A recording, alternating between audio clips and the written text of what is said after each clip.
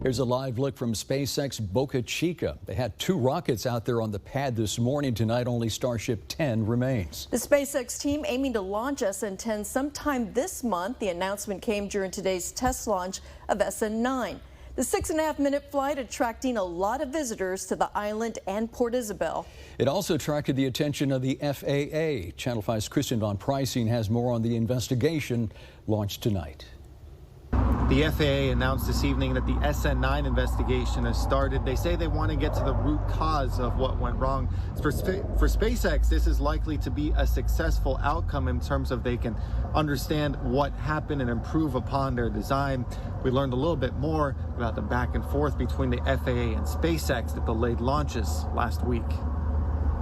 Today, a successful launch targeting 10 kilometers.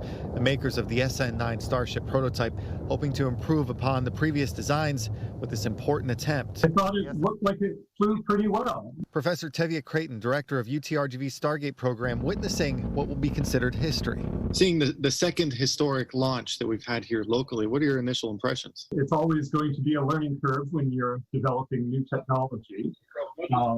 The rockets seem to work fine. The maneuvering seemed to work fine. They apparently had some issues with sticking the landing, but that's normal when you're developing new technology. The SN9 was unable to make a successful landing. Now the FAA says it's leading an investigation into what went wrong. The agency also being stricter now with SpaceX. After the launch tonight, an FAA official released a statement explaining the reason for delayed SN9 launches over the last week, saying SpaceX requested to exceed what's called the maximum safety risk during the SN8 launch in December, was denied, and then proceeded with that launch without showing the danger from what's called blast over pressure was within regulations. And the FAA also required SpaceX to investigate the December launch of SN8, including the leadership and the safety culture of SpaceX. The company is assuring launches are done safely as it moves ahead with its prototype launch schedule. Well, it brings a lot of visibility. It establishes South Texas as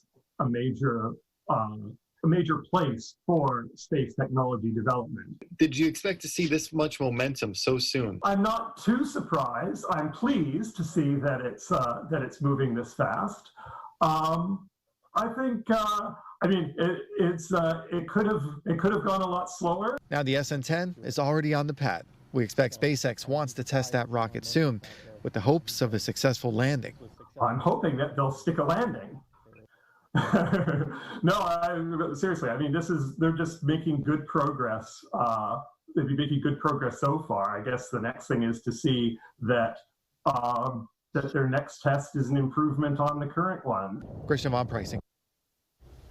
Pretty exciting stuff, and we did have team coverage of today's launch. Yeah, we had Christian von Preissing out there. You just heard from him. Chief Meteorologist Tim Smith also out there, Tim, and we were talking right before the newscast about that explosion. And how loud was it? It was loud. You know, we were 5 miles away.